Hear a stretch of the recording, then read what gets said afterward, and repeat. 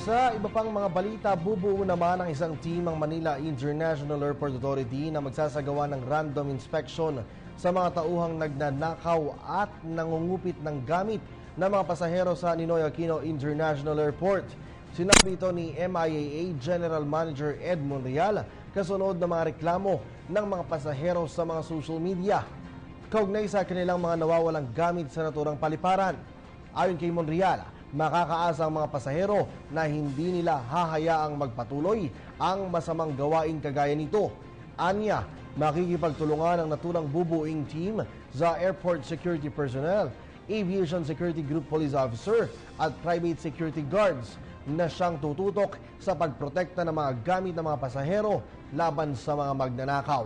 Maliban dito, Anya, maglalagay din sila ng CCTV cameras sa mga baggage build-up areas, partikular na sa NAIA Terminal 1. Pagsusuotin din nila ng damit na walang bulsa ang kanilang mga tauhan na naka-assign naman sa baggage build-up areas at pagbabawalan na rin ang mga ito na magdala ng kanilang mobile phones at magsuot ng mga alahas.